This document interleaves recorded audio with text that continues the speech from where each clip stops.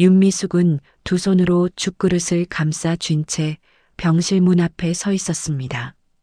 뚜껑을 열면 아직 따뜻한 온기가 올라왔습니다. 남편이 밤새 아무것도 못 먹었다고 해서 자판기 앞에서 한참 망설이다 겨우 사온 것이었습니다. 그런데 막 문을 열려는 순간이었습니다. 문 너머에서 목소리가 들렸습니다. 오빠, 저 여자 나가버리면 큰일이야. 간병인 쓰면 한 달에 350은 깨진다고. 미숙은 손이 굳었습니다. 낮고 또렷한 목소리, 남편의 딸 이혜진의 목소리였습니다. 요양병원 보내도 180이야. 지금 저 여자가 공짜로 다 해주고 있는 거잖아. 그 다음은 남편 이강수의 목소리였습니다. 피곤에 절어 있었지만 내용만은 분명했습니다. 알아. 수술까지만 버티게 해. 괜히 눈치채면 귀찮아져. 미숙은 그 자리에서 움직이지 못했습니다. 죽그릇 뚜껑이 달각거렸습니다. 손이 떨리고 있었기 때문입니다. 눈앞이 희미해졌지만 이상하게도 눈물은 나오지 않았습니다. 대신 머릿속에서 지난 넉 달이 빠르게 지나갔습니다. 새벽에 일어나 혈당을 체크하던 날들, 저염식 반찬을 따로 끓이던 아침들, 병원 예약지를 손에 쥐고 접수창구 앞에 서던 오후들, 그 모든 날들이 남편에게는 그리고 그 딸에게는 숫자였습니다. 350만 원짜리 숫자. 미숙은 천천히 몸을 돌렸습니다. 그리고 복도 끝 벽에 등을 기댔습니다. 죽그릇은 그대로 들고 있었지만 이제 누구에게 가져다 줄 마음이 없었습니다. 이 이야기는 그날 밤 병원 복도에서 시작됩니다. 아니, 정확히는 그날 밤 이전부터 그녀가 미처 알아채지 못했던 일들로부터 시작됩니다. 그리고 이 영상이 끝날 때쯤 여러분은 알게 되실 겁니다. 이 재혼이 처음부터 얼마나 치밀하게 계획된 것이었는지를. 오늘 이야기를 끝까지 함께 해주실 분들, 지금 바로 구독 버튼 한번 눌러주시겠습니까? 이미 구독 중이신 분들은 좋아요 한번 부탁드립니다. 자, 이제 넉 달 전으로 돌아가겠습니다. 윤미숙은 61살이었습니다. 서울 외곽의 작은 아파트에서 혼자 산 지 꼭 10년이 됐습니다. 첫 남편은 60이 채 되기 전에 세상을 떠났고 그 후로 미숙은 혼자였습니다. 아들은 결혼 후 인천으로 가서 바쁘다는 이유로 한 달에 한 번 전화할까 말까 했고 딸은 외국에 살며 명절에나 짧은 안부를 전해왔습니다. 낮에는 괜찮았습니다. 마트에 가고 산책을 하고 지인들과 커피 한 잔을 나누면 하루가 지나갔습니다. 그런데 저녁 6시쯤 해가 지고 집안에 불을 켜면 그때부터가 문제였습니다. 밥상을 차려도 마주 앉을 사람이 없었고 감기 몸살로 이불 속에 누워 있어도 물 한 잔 건네줄 사람이 없었습니다. 그 외로움이 얼마나 깊었는지 미숙은 어느 날 새벽에 혼자 누워서 이런 생각을 했다고 합니다. 내가 지금 여기서 죽어도 며칠은 아무도 모르겠구나. 그런 미숙에게 이강수가 나타난 건 겨울이 끝나갈 무렵이었습니다. 동네 문화센터 수강 신청 날이었습니다. 미숙은 요가반 접수를 하러 갔다가 줄이 길어 오래 기다렸습니다. 그 옆에서 같이 기다리던 남자가 이강수였습니다.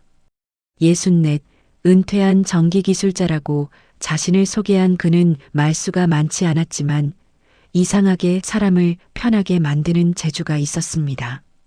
미숙이 무거운 가방을 바닥에 내려놓자 말없이 옆 의자를 당겨주었습니다. 접수가 끝나고 나오는 길에 그가 말했습니다. 날이 추운데 차 한잔 하시겠습니까? 근처 카페에서 마주 앉은 이강수는 미숙의 이야기를 끊지 않고 들었습니다. 허리가 아프다는 이야기, 자식들이 바쁘다는 이야기, 밤이 너무 조용하다는 이야기까지. 그는 고개를 끄덕이며 말했습니다. 다 알 것 같습니다. 저도 그렇거든요. 두 사람은 몇 달 동안 조심스럽게 만났습니다.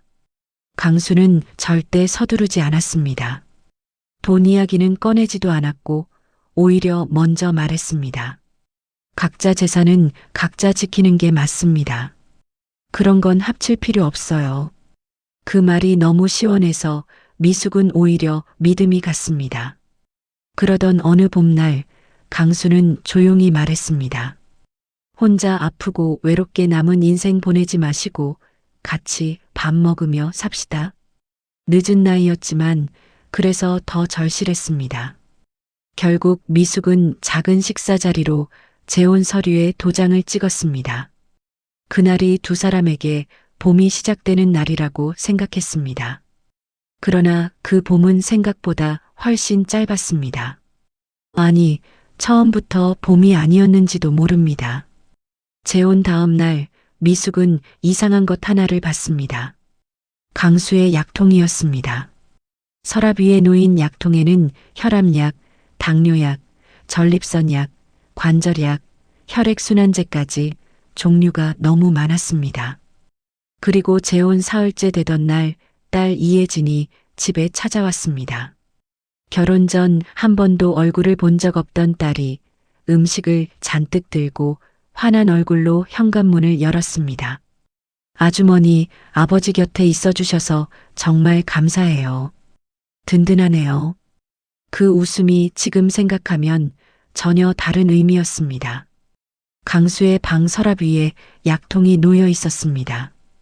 뚜껑을 열어보니 칸마다 알약이 빼곡했습니다. 혈압약, 당뇨약, 전립선약, 관절약, 혈액순환제. 종류가 5가지였습니다. 미숙은 잠깐 멈췄다가 다시 서랍을 닫았습니다. 나이 들면 다 그렇다고 생각했습니다. 자신도 혈압약 하나는 먹고 있었으니까요. 그런데 사흘째 되던 날 딸 이혜진이 집에 왔습니다. 결혼식에도 오지 않았던 딸이 음식을 잔뜩 들고 환한 얼굴로 현관문을 열었습니다. 40대 초반으로 보이는 말쑥한 차림이었습니다. 아주머니, 아버지 곁에 계셔 주셔서 정말 감사해요. 이제 마음이 놓이네요. 그 말이 이상하다고 느낀 건 나중이었습니다.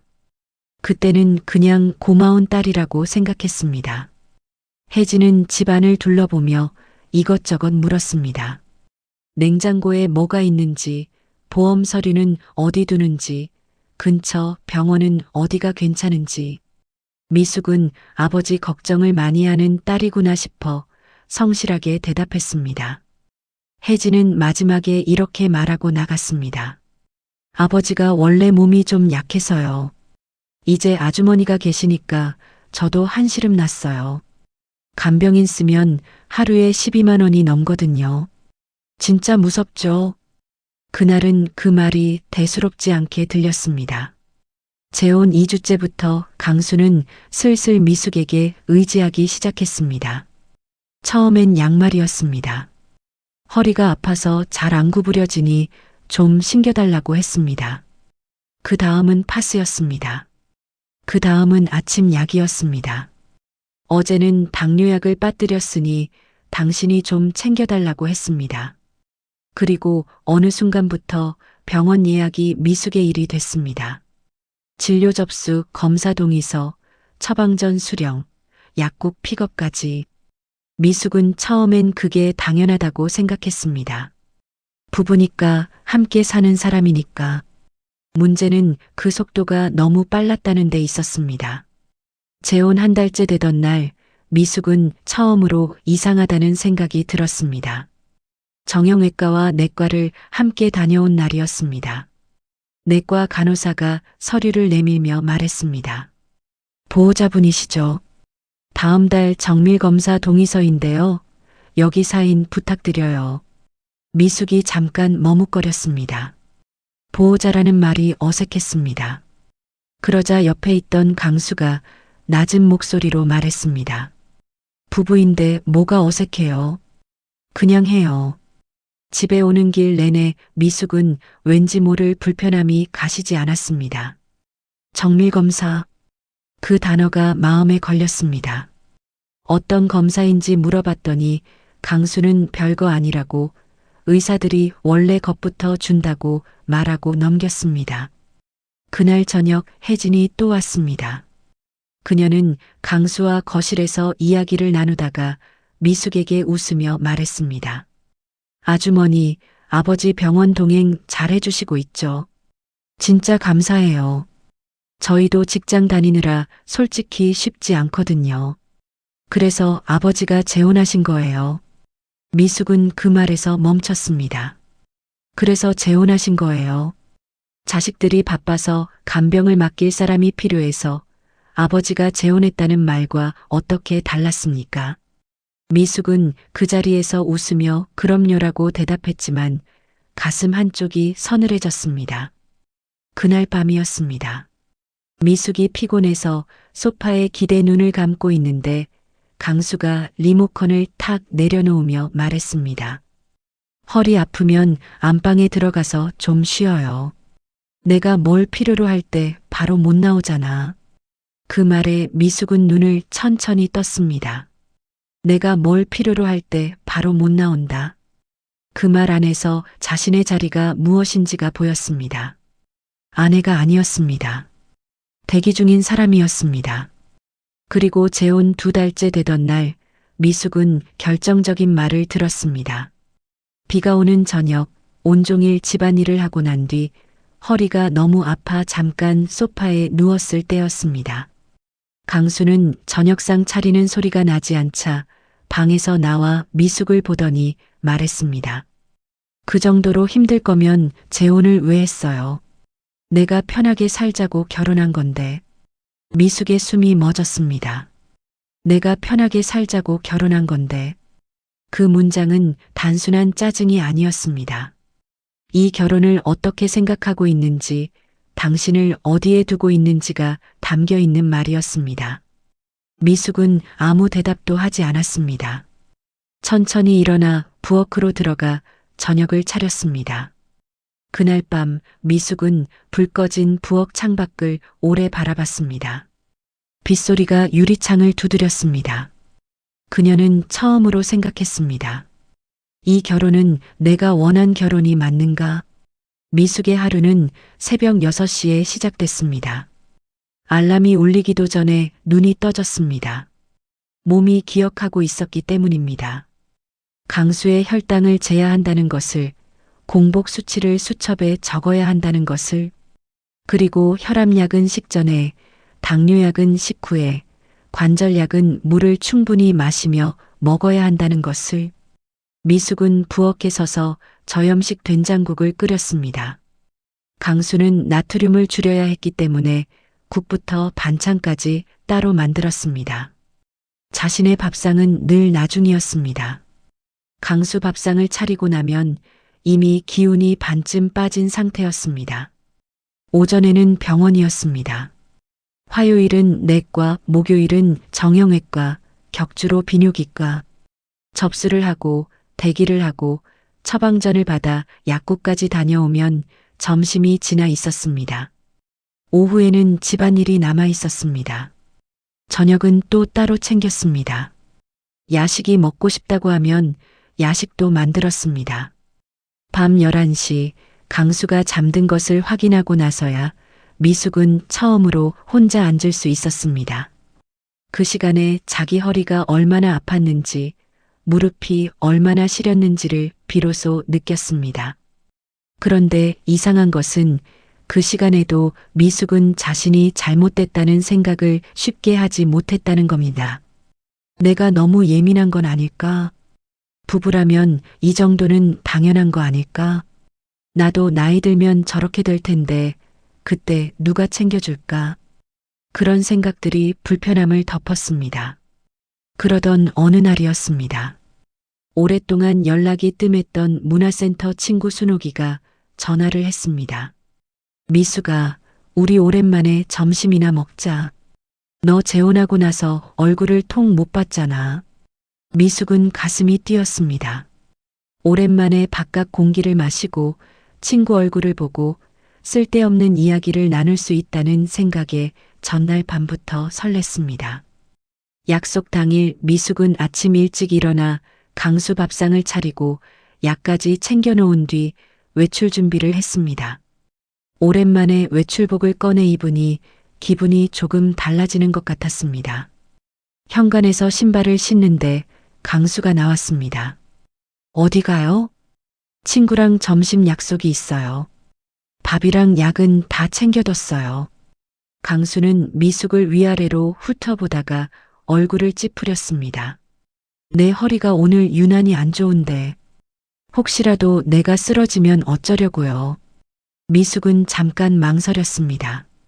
약도 챙겨놨고 전화기 옆에 두고 가면 되지 않을까요? 전화를 받을 수 있어야 하죠. 쓰러지면 어떻게 전화를 해요? 미숙은 현관문 손잡이를 쥔 채 잠시 서 있었습니다. 그리고 조용히 신발을 벗었습니다. 순옥이에게 전화를 해서 미안하다고 오늘은 못 갈 것 같다고 말했습니다. 순옥이는 무슨 일 있냐고 물었습니다. 미숙은 남편이 몸이 좀 안 좋아서라고만 했습니다. 전화를 끊고 나서 미숙은 부엌으로 들어갔습니다. 찬장을 열었다 닫았다 하다가 결국 아무것도 하지 않고 식탁 앞에 앉았습니다. 그 이후로 순옥이의 연락은 점점 뜸해졌습니다. 2번 더 약속이 잡혔다가 2번 다 취소됐기 때문입니다. 이유는 매번 강수였습니다. 미숙은 어느 순간부터 친구들에게 먼저 연락하지 않게 됐습니다. 어차피 못 갈 것 같아서였습니다. 그렇게 미숙의 세계는 좁아졌습니다.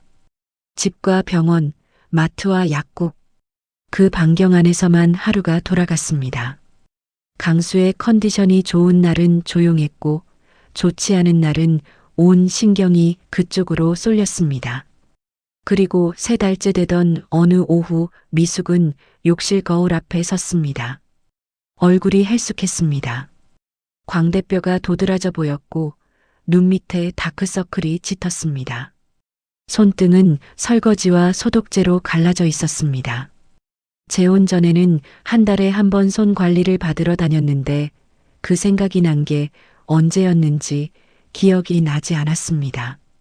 미숙은 거울 속 자신을 오래 바라봤습니다. 재혼 전 스스로에게 했던 말이 떠올랐습니다. 이제라도 내 인생을 살겠다고, 누군가를 위해서가 아니라 나를 위해 살아보겠다고. 그런데 지금 거울 속에 있는 사람은 결혼 전 남편 병수발을 하던 때와 무엇이 다른지 알 수가 없었습니다. 미숙은 그날 밤 처음으로 소리 없이 울었습니다. 이불을 뒤집어 쓰고 강수가 깨지 않도록 숨을 죽이고, 그런데 울면서도 이상한 생각이 들었습니다. 내가 틀린 건 아닐까? 내가 너무 예민한 건 아닐까? 아픈 사람 옆에 있는 게 이 정도는 당연한 거 아닐까? 그 생각이 자꾸 자신을 흔들었습니다. 그리고 바로 다음 날 그 생각이 완전히 무너지는 일이 벌어졌습니다. 강수가 어지럼증을 호소하며 쓰러졌습니다. 미숙은 119를 불렀고 구급차를 따라 병원 응급실로 뛰어갔습니다. 검사 결과를 기다리는 내내 손이 떨렸습니다. 걱정이 됐습니다. 그 감정만큼은 진짜였습니다. 그런데 담당 의사가 보호자를 따로 부르더니 이렇게 말했습니다. 환자분, 이전부터 이 상태 아셨을 텐데요. 심장 기능이며 신장 수치가 이 정도면 반년은 넘었을 겁니다. 수술 권고도 1번 받으셨을 텐데 왜 계속 미루셨는지요? 반년. 이전부터 수술 권고. 미숙은 그 자리에서 아무 말도 할 수가 없었습니다. 자신이 처음으로 이 사실을 듣고 있었기 때문입니다. 강수는 결혼 전부터 이미 알고 있었습니다. 그리고 말하지 않았습니다. 미숙은 플라스틱 의자에 앉아 2 손을 무릎 위에 올려놓은 채 강수의 이름이 불리기를 기다렸습니다. 심장 기능 저하, 신장 수치 이상. 의사가 말한 단어들이 머릿속에서 계속 맴돌았습니다. 2시간쯤 지났을까요? 담당 의사가 보호자를 찾았습니다. 미숙이 손을 들고 일어섰습니다. 의사는 차트를 보며 말했습니다. 환자분, 이전부터 이 상태 알고 계셨을 텐데요. 심장 기능이며 신장 수치가 이 정도면 최소 반년은 됐습니다. 수술 권고도 한 번 받으셨을 텐데 계속 미루신 이유가 있나요? 미숙은 말을 잇지 못했습니다. 반년, 수술 권고, 처음 듣는 말이었습니다. 강수는 한 번도 그런 말을 한 적이 없었습니다. 의사의 말이 계속됐습니다. 가족분들이 이미 알고 계셨을 텐데 수술을 계속 미루시면 경과가 나빠질 수밖에 없습니다. 이번 기회에 일정을 잡으시는 게 좋겠습니다. 미숙은 고개를 끄덕이며 대화를 마쳤습니다. 그리고 복도로 나와 벽에 등을 기댔습니다. 머릿속이 백지처럼 하얘졌습니다. 강수는 알고 있었습니다. 결혼 전부터, 그리고 말하지 않았습니다. 미숙은 한참 동안 그 자리에 서 있었습니다. 새벽 3시가 가까워질 무렵이었습니다. 강수에게 먹일 죽을 가져오려고 1층 편의점에 다녀오는 길이었습니다. 복도 끝 모퉁이를 돌려는데 구석에서 낮은 목소리가 들렸습니다. 이예진이었습니다. 전화 통화 중이었습니다. 미숙은 걸음을 멈췄습니다. 소리를 죽이고 서 있었습니다. 등 뒤로 차가운 공기가 흘렀습니다. 오빠, 이번에 수술하면 회복이 얼마나 걸려? 그러니까 저 여자가 최소 몇 달은 더 있어야 한다는 거잖아. 잠시 침묵이 흘렀습니다. 이재호의 목소리는 들리지 않았지만 혜진의 말이 이어졌습니다. 저 여자 나가버리면 큰일이야. 간병인 쓰면 한 달에 350은 깨진다고. 요양병원 보내도 180이야. 지금 저 여자가 공짜로 다 해주고 있는 거잖아. 미숙은 손에 들고 있던 죽그릇 뚜껑이 달각거리는 것을 느꼈습니다. 손이 떨리고 있었습니다. 혜진의 목소리는 계속됐습니다. 아빠도 알고 있어. 그러니까 수술 전까지 조용히 넘어가야 한다고 했잖아. 저 여자 눈치채면 귀찮아진다고. 눈치채면 귀찮아진다. 그 말이 귓속에서 크게 울렸습니다. 미숙은 벽에 몸을 붙인 채 움직이지 않았습니다. 혜진의 통화는 조금 더 이어지다 끊겼습니다. 발소리가 멀어지고 복도가 조용해졌습니다. 미숙은 그 자리에 한참 서 있었습니다. 울음이 나올 것 같았지만 나오지 않았습니다. 대신 머릿속에서 지난 넉 달이 다시 펼쳐졌습니다. 처음 만났던 날의 다정한 말투, 돈 이야기는 절대 먼저 꺼내지 않겠다던 말, 각자 재산은 각자 지키자던 말, 이예진이 사흘째 되던 날 찾아와 환하게 웃으며 했던 말, 간병인 쓰면 하루 12만 원이 넘는다는 말. 그 말들이 이제 전혀 다른 순서로 맞춰지기 시작했습니다. 미숙은 죽그릇을 두 손으로 다시 꽉 쥐었습니다. 그리고 강수가 있는 병실로 천천히 걸어갔습니다. 강수는 침대에 누워 있었습니다. 수액이 꽂혀 있었고 얼굴색이 좋지 않았습니다. 미숙은 죽그릇을 옆 탁자에 내려놓고 의자에 앉았습니다. 강수가 눈을 뜨며 말했습니다. 왔어요. 죽 가져왔어요? 미숙은 대답하지 않고 잠시 강수를 바라봤습니다. 그리고 조용히 물었습니다. 당신 결혼 전에 아픈 몸이라는 거 알고 있었죠? 강수의 눈이 잠깐 흔들렸습니다. 그리고 이내 시선을 천장으로 돌렸습니다. 나이 들면 다 그렇지.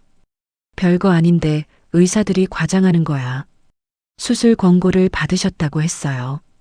반년 전부터요. 강수는 대답이 없었습니다. 미숙은 목소리를 낮추며 다시 물었습니다. 왜 말 안 하셨어요? 결혼 전에. 그러자 강수는 잠시 침묵하다가 오히려 짜증 섞인 목소리로 말했습니다. 그럼 내가 아프다고 하면 결혼했겠어요? 그 한마디였습니다.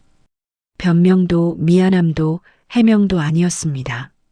그냥 사실이었습니다. 말했으면 결혼을 안 했을 테니까 말하지 않았다는 것이었습니다. 미숙은 더 이상 아무 말도 하지 않았습니다. 죽그릇 뚜껑을 열어 숟가락을 옆에 놓아주고 일어났습니다. 그리고 보호자 의자로 가서 다시 앉았습니다. 강수는 혼자 죽을 떠먹기 시작했습니다. 미숙은 창밖을 바라봤습니다. 새벽 병원 주차장에 가로등이 켜져 있었습니다. 아무도 없는 주차장이 텅 비어 있었습니다. 이 결혼은 처음부터 다른 것이었습니다. 사랑이 아니었습니다. 동반자가 아니었습니다. 자신은 처음부터 계산서의 한 줄이었습니다. 350만 원을 절약하기 위한 방법이었습니다. 그리고 그보다 더 참담한 것은 자신의 외로움이 그들에게 너무 쉬운 틈이었다는 사실이었습니다. 미숙은 그날 밤 병실 의자에서 한숨도 자지 못했습니다. 하지만 울지도 않았습니다. 대신 아주 천천히 무언가를 결심하기 시작했습니다. 더 늦기 전에 이 결혼의 실체를 끝까지 확인하겠다고, 그리고 확인이 끝나면 자신이 먼저 움직이겠다고. 미숙은 강수를 집으로 데려오면서도 아무 내색을 하지 않았습니다. 평소처럼 약을 챙겼고 평소처럼 밥상을 차렸습니다. 강수는 병원에서 겁을 먹었는지 처음 며칠은 조용했습니다. 미숙에게 고맙다는 말도 했습니다. 미숙은 웃으며 받아넘겼습니다. 하지만 속으로는 전혀 다른 일을 하고 있었습니다. 지켜보기로 했습니다. 감정적으로 따지면 끝이 흐려질 것 같았습니다. 울고 소리치면 그들은 미숙을 예민한 사람으로 몰 것이고 자신은 아무것도 얻지 못한 채 집에서 쫓겨나는 꼴이 될 수도 있었습니다. 그래서 조용히 더 정확히 보기로 했습니다. 강수가 낮잠을 자는 시간, 미숙은 조용히 서재 서랍을 열어봤습니다. 보험 서류가 있었습니다. 여러 장이었습니다. 미숙은 날짜와 내용을 하나씩 읽었습니다. 그리고 맨 아래에 있는 서류 한 장에서 손이 멈췄습니다. 부동산 등기부등본이었습니다. 강수의 아파트는 2억 4천만 원짜리였습니다. 그런데 담보대출 설정 금액이 1억 9천만 원이었습니다. 실질적으로 남는 것은 5천만 원이 채 되지 않았습니다. 미숙은 그 서류를 다시 제자리에 놓았습니다. 그리고 아무렇지 않은 얼굴로 부엌으로 나갔습니다. 강수는 결혼 전 자신을 어떻게 소개했습니까? 은퇴 후 여유롭게 산다고 했습니다. 노후 준비는 됐다고 했습니다. 집도 있고 연금도 나온다고 했습니다. 돈 욕심이 없다며 각자 재산은 각자 지키자고 했습니다. 그 말들이 이제 전혀 다르게 들렸습니다. 각자 재산을 지키자고 한 것은 욕심이 없어서가 아니었습니다. 자기 재산이 없다는 것을 들키지 않으려는 것이었습니다. 미숙의 전세 보증금 1억 8천만 원, 현금 7천만 원, 합쳐서 2억 5천만 원이었습니다. 강수의 실질 재산보다 많았습니다. 미숙은 그날 밤 혼자 계산해 봤습니다. 그리고 혜진이 병원 복도에서 했던 말이 새롭게 들렸습니다. 저 여자 전세금이 1억 8천이면 나쁘지 않다고 했습니다. 혼인 기간이 길어질수록 그들에게 유리한 것이 있었습니다. 사흘 뒤 혜진이 다시 집에 왔습니다. 미숙은 방 문을 살짝 열어두고 부엌에서 일하는 척 귀를 기울였습니다. 혜진은 탁자 위에 서류 여러 장을 펼쳐놓으며 강수와 이야기했습니다. 미숙은 조용히 휴대전화를 꺼내 녹음을 시작했습니다. 혜진의 목소리가 들렸습니다. 아빠, 장기요양 신청서는 미리 준비해두는 게 좋아. 등급 나오면 나중에 시설 들어갈 때 수월하거든. 근데 보호자 서류는 지금 당장 저 아주머니 이름으로 유지해야 돼. 그래야 우리가 직접 문제 생기는 거 피할 수 있어. 강수가 낮게 대답했습니다. 알아. 근데 괜히 돈 얘기 먼저 꺼내지 마. 눈치채면 귀찮아. 혜진은 목소리를 더 낮췄습니다. 솔직히 아빠 집은 담보 잡혀서 남는 것도 없잖아. 보험금 8천이 그나마 현실적인데 그것도 심사가 길어질 수 있어. 저 아주머니 전세금 1억 8천이 더 낫지. 혼인 유지 좀 길게 가야 해. 강수는 피곤한 목소리로 말했습니다. 그 얘기는 나중에 해. 혜진은 잠깐 멈췄다가 말했습니다. 아빠 나중에 없을 수도 있잖아. 수술하고 나서 어떻게 될지 모르는 거잖아. 미숙은 부엌벽에 등을 기댄 채 휴대전화 화면을 바라봤습니다. 녹음 시간이 흐르고 있었습니다. 보험금 8천, 전세금 1억 8천, 혼인 유지. 이것이 두 번째 반전이었습니다. 간병을 떠넘기는 것만이 목적이 아니었습니다. 그들은 처음부터 더 먼 곳을 보고 있었습니다. 미숙의 재산까지 계산에 넣고 있었습니다. 혜진이 돌아간 뒤 미숙은 방으로 들어가 문을 잠갔습니다. 그리고 이불을 끌어당겨 얼굴을 묻었습니다. 오래 울었습니다. 늙어서 사랑받고 싶었다는 마음이 이렇게까지 이용당할 줄 몰랐습니다. 외롭다는 것이 이렇게 위험한 것인 줄 몰랐습니다. 자신이 너무 순진했다는 생각, 더 일찍 눈치챘어야 했다는 자책이 한꺼번에 밀려왔습니다. 하지만 오래 울지는 않았습니다. 다음 날 아침 미숙은 강수 밥상을 차려놓고 조용히 외출했습니다. 처음 찾아간 곳은 주민센터였습니다. 그리고 그곳에서 안내받은 법률구조공단으로 갔습니다. 상담 예약을 잡고 사흘 뒤 상담사 앞에 앉았습니다. 미숙은 처음부터 끝까지 말했습니다. 결혼 과정, 병력 은폐, 보호자 서명 압박, 복도 통화 내용, 녹음 파일까지. 상담사는 서류를 검토하며 말했습니다. 결혼 전 중대한 건강 상태를 고의로 숨기고 혼인을 유도한 정황이 있습니다. 거기에 경제적 목적과 간병 목적이 함께 보이고 보호자 서명 강요 정황까지 있다면 충분히 다툴 여지가 있습니다.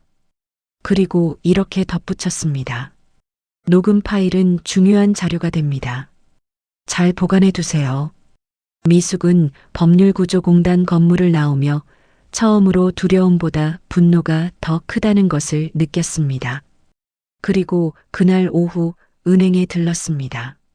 상담사의 조언대로 자신의 전세 보증금과 현금을 딸명의 신탁계좌로 나눠 옮기는 절차를 시작했습니다. 시간이 조금 걸리는 일이었지만 미숙은 서두르지 않았습니다. 조용히 정확하게 움직였습니다. 집으로 돌아온 미숙은 평소와 똑같이 저녁을 차렸습니다. 강수는 아무것도 눈치채지 못했습니다. 그리고 미숙은 며칠 뒤 강수와 혜진을 집으로 불러야겠다고 생각했습니다.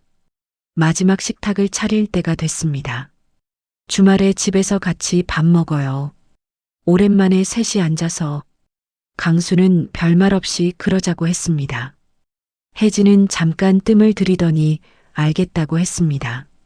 눈치가 빠른 혜진은 뭔가 낌새를 챈 듯했지만 미숙이 평소와 다름없이 말하자 안심한 것 같았습니다.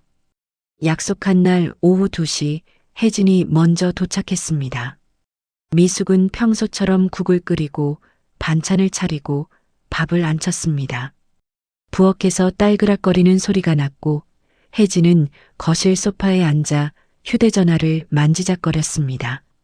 강수는 안방에서 나와 식탁 앞에 앉았습니다. 세 사람이 식탁에 나란히 앉은 건 재혼 이후 처음이었습니다.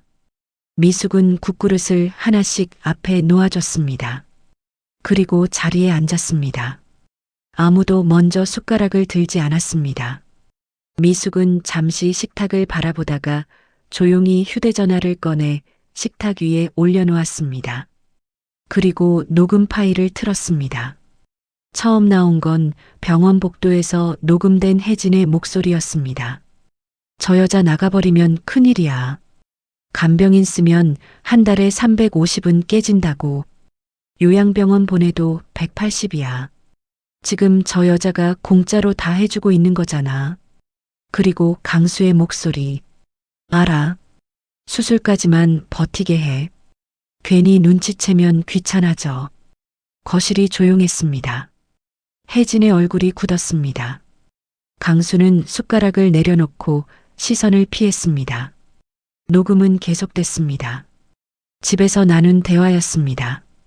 솔직히 아빠 집은 담보 잡혀서 남는 것도 없잖아. 보험금 8천이 그나마 현실적인데 저 아주머니 전세금 1억 8천이 더 낫지. 혼인 유지 좀 길게 가야 해. 혜진이 벌떡 일어섰습니다. 이걸 왜 몰래 녹음해요? 미숙은 흔들리지 않았습니다. 몰래 녹음한 게 아니에요. 내 인생이 무너지는 소리를 붙잡아둔 겁니다. 그 한마디에 거실이 다시 조용해졌습니다.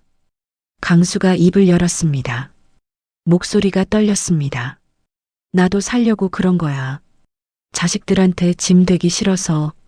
아프다고 하면 누가 곁에 있어줬겠어. 미숙은 고개를 끄덕였습니다. 알아요. 그 마음이 이해가 안 되는 건 아니에요. 그리고 준비해둔 서류 봉투를 꺼내 식탁 위에 놓았습니다. 봉투 안에서 서류 한 장을 꺼내 펼쳤습니다.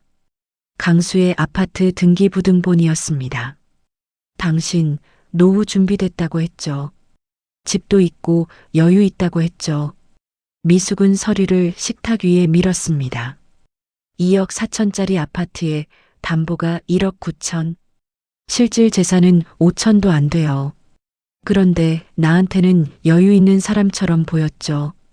왜였을까요? 강수는 아무 말도 하지 못했습니다. 혜진이 끼어들었습니다. 그게 뭐가 문제예요? 결혼이 다 재산 맞춰서 하는 건 아니잖아요. 미숙은 혜진을 천천히 바라봤습니다. 맞아요. 재산이 문제가 아니에요. 숨긴 게 문제죠. 그리고 봉투에서 서류를 한 장 더 꺼냈습니다. 법률구조공단 상담 확인서였습니다. 결혼 전 중대한 질병을 숨기고 혼인을 유도한 것, 보호자 서명 강요, 경제적 목적이 확인되는 녹음 파일. 상담사 말로는 충분히 다툴 여지가 있다고 했어요. 혜진의 얼굴이 파래졌습니다. 설마 소송하겠다는 거예요?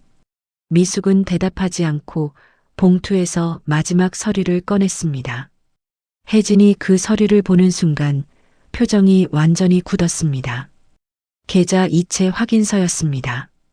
미숙의 전세 보증금과 현금이 딸명의 신탁계좌로 이미 옮겨진 내역이었습니다.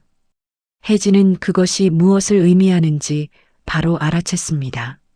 자신들이 계산에 넣고 있던 1억 8천과 7천만 원이 이미 손댈 수 없는 곳으로 넘어갔다는 뜻이었습니다. 미숙은 혜진을 바라보며 말했습니다. 어차피 혼인 기간이 짧으면 법적으로 재산 청구를 못한다는 거 당신도 알고 있었죠. 그러니까 혼인을 길게 유지하라고 했던 거잖아요. 혜진은 입을 열지 못했습니다. 맞아요. 그래서 저도 먼저 움직인 겁니다. 당신 아버지 재산은 한 푼도 안 건드렸어요. 내 재산은 내가 지킨 거예요. 강수가 갑자기 목소리를 높였습니다. 그럼 이제 어쩌겠다는 거요? 나 혼자 두고 나가겠다는 거야? 미숙은 차분하게 말했습니다. 당신이 원한 건 아내가 아니었어요. 무료 간병인이었죠. 그런데 저는 처음부터 아내로 왔습니다. 아내 자리가 없다면 있을 이유가 없어요. 혜진이 다시 소리쳤습니다. 그럼 아픈 사람을 버리고 나가겠다는 거예요. 아주머니도 외로워서 결혼한 거잖아요. 미숙은 그 말에 처음으로 작게 웃었습니다. 맞아요. 외로워서 결혼했어요. 그런데 외로웠다고 해서 바보는 아니에요. 그리고 봉투를 다시 챙겨들며 말했습니다. 오늘부터 병원 보호자에서 내 이름 뺍니다. 서류 서명도 병원 동행도 약 챙기는 것도 더는 안 해요. 이제 따님이 직접 하세요. 그게 처음부터 따님 역할이었으니까요. 미숙은 식탁을 바라봤습니다. 아무도 숟가락을 들지 않은 밥상이 그대로였습니다. 밥은 드시고 가세요. 그리고 자리에서 일어났습니다. 그 식탁에서 판이 완전히 뒤집혔습니다. 미숙은 다음날 아침 병원으로 전화를 했습니다. 보호자 변경 신청을 하겠다고 했습니다. 담당 간호사는 절차를 안내했고 미숙은 서류를 작성해 제출했습니다. 그리고 병원 측에 요청했습니다. 앞으로 모든 연락은 환자 자녀에게 직접 해달라고. 강수는 처음엔 매달렸습니다. 전화가 왔습니다. 한 번만 봐달라고, 자기가 잘못했다고, 이제부터 달라지겠다고 했습니다. 미숙은 조용히 들었습니다. 그리고 말했습니다. 당신이 달라질 수 있다는 거 알아요. 그런데 내가 그걸 기다릴 이유가 없어요. 전화를 끊었습니다. 혜진은 달랐습니다. 처음엔 주변에 미숙이 냉정하다고, 아픈 사람을 버리고 나갔다고 말하고 다녔습니다. 어떤 친척은 그 나이에 이혼이 말이 되냐고 수군댔습니다. 미숙은 그 말들을 전해 들었지만 반박하지 않았습니다. 남들이 보는 불쌍함과 자신이 실제로 당한 일은 전혀 다른 이야기라는 것을 알고 있었기 때문입니다. 그리고 한 달 뒤 통쾌한 소식이 들렸습니다. 강수가 수술을 받았습니다. 수술 후 회복 과정에서 하루 3번 약을 챙겨야 했고, 야간에 화장실 보조가 필요했고, 식사와 재활 운동까지 돌봐야 하는 상황이 됐습니다. 혜진은 처음엔 간병인을 쓰려고 알아봤습니다. 그런데 하루 12만 원, 한 달이면 360만 원이었습니다. 요양병원으로 보내자니 월 190만 원의 추가 비용까지 붙었습니다. 결국 혜진이 직접 움직이기 시작했습니다. 직장에 간호 휴직계를 냈습니다. 아침마다 아버지 집으로 출근하듯 갔고 약을 챙기고 병원을 오갔습니다. 남동생 이재호는 주말에만 간간히 들렀습니다. 그렇게 한 달을 버티고 나서 혜진은 처음으로 깨달았습니다. 미숙이 넉 달 동안 혼자 했던 일이 얼마나 무거운 것이었는지를. 그것만이 아니었습니다. 혜진이 기대하던 보험금 8천만 원은 쉽게 나오지 않았습니다. 보험사에서 기존 병력 고지 여부를 문제 삼아 심사를 길게 끌었습니다. 결혼 전부터 병이 있었다는 사실이 기록에 남아 있었기 때문입니다. 게다가 담보대출 이자가 밀리기 시작했습니다. 혜진이 휴직을 하면서 수입이 줄었고 간병 비용까지 나가다 보니 예상보다 훨씬 빨리 돈이 빠져나갔습니다. 그들이 미숙에게 떠넘기려 했던 짐을 이제 그들이 직접 지고 있었습니다. 미숙은 작은 원룸으로 이사했습니다. 보증금 5천에 월세 55만 원짜리 방이었습니다. 창문 하나가 작은 앞마당 쪽으로 나 있었고 낮에는 햇살이 잘 들어왔습니다. 이삿짐을 정리하며 미숙은 이상한 기분이 들었습니다. 좁은 방인데 숨이 편했습니다. 처음 며칠은 허전했습니다. 밥을 혼자 먹었고 저녁에 텔레비전을 켜도 너무 조용했습니다. 또 실패했다는 생각, 이 나이에 더 초라해졌다는 자책이 밀려오는 밤도 있었습니다. 하지만 이상하게도 시간이 갈수록 몸이 가벼워졌습니다. 새벽에 누군가 약 달라고 깨우지 않았습니다. 오전에 병원 예약표를 확인하지 않아도 됐습니다. 밥상을 2개 차리지 않아도 됐습니다. 허리가 아프면 그냥 누울 수 있었습니다. 마트에 가고 싶으면 그냥 갔습니다. 한 달이 지났을 때 미숙은 오랫동안 미뤄왔던 허리 치료를 받으러 병원에 갔습니다. 의사는 상태가 꽤 나빠져 있다고 했습니다. 미숙은 그 말을 들으며 생각했습니다. 이 허리가 아프다는 걸 알면서도 버텼던 날들이 떠올랐습니다. 앞으로는 자기 몸을 먼저 챙기겠다고 생각했습니다. 문화센터에도 다시 나갔습니다. 처음엔 사람들이 조심스럽게 물었습니다. 재호는 잘 되고 있냐고. 미숙은 숨기지 않았습니다. 사랑인 줄 알았는데 간병 계약이었어요. 그래서 끝냈습니다. 사람들은 놀랐습니다. 하지만 며칠 뒤 한 여자가 미숙에게 조용히 다가왔습니다. 자신도 비슷한 일을 겪었다고 했습니다. 재혼 후 생활비를 혼자 다 부담하다 결국 빈손으로 나왔다고 했습니다. 그 다음 주에 또 다른 여자가 말을 걸었습니다. 재혼 상대가 처음부터 전 재산을 노렸다는 사실을 뒤늦게 알았다고 했습니다. 미숙은 그제야 알았습니다. 자신의 이야기가 부끄러운 실패가 아니라는 것을. 늦은 나이일수록 외로움이 더 깊고 그 외로움이 깊을수록 더 쉽게 노려진다는 것을. 봄이 왔습니다. 미숙은 혼자 동네 벚꽃길을 걸었습니다. 손에는 따뜻한 커피 한 잔이 들려 있었습니다. 누군가와 나란히 걷지 않아도 됐고 누구 눈치를 보지 않아도 됐습니다. 천천히 걷다가 길가 벤치에 앉아 커피를 한 모금 마셨습니다. 외로움이 완전히 사라진 것은 아니었습니다. 그런데 그 외로움이 예전만큼 무섭지 않았습니다. 예전의 외로움은 누군가와 함께 있지 않으면 채워지지 않는 것이라고 생각했습니다. 그래서 그 외로움을 이용당했습니다. 하지만 이제는 압니다. 외로움은 나쁜 관계로 채우는 것이 아닙니다. 혼자 있는 것은 불행이 아닙니다. 사랑받지 못한 채 이용당하며 사는 것이야말로 진짜 불행입니다. 미숙은 벤치에 앉아 벚꽃이 지는 것을 바라봤습니다. 꽃잎이 하나씩 내려앉았습니다. 늦게 피었다가 빨리 지는 꽃이었지만 지는 순간까지 환했습니다. 미숙은 마음속으로 조용히 말했습니다. 나는 버려진 게 아닙니다. 나는 늦게라도 나를 지켜낸 겁니다. 여러분은 어떻게 생각하십니까? 아픈 배우자를 곁에서 돌보는 것, 그것이 의무라고 생각하십니까? 아니면 그 전에 진실을 알 권리가 먼저라고 생각하십니까? 오늘 미숙의 이야기 어떻게 보셨습니까? 댓글로 여러분의 생각을 남겨주세요. 같은 상황이라면 어떻게 하셨을지 솔직하게 말씀해 주시면 감사합니다. 이 영상이 도움이 되셨다면 좋아요와 구독 부탁드립니다. 다음에도 우리 주변 어딘가에 있는 진짜 이야기로 찾아오겠습니다.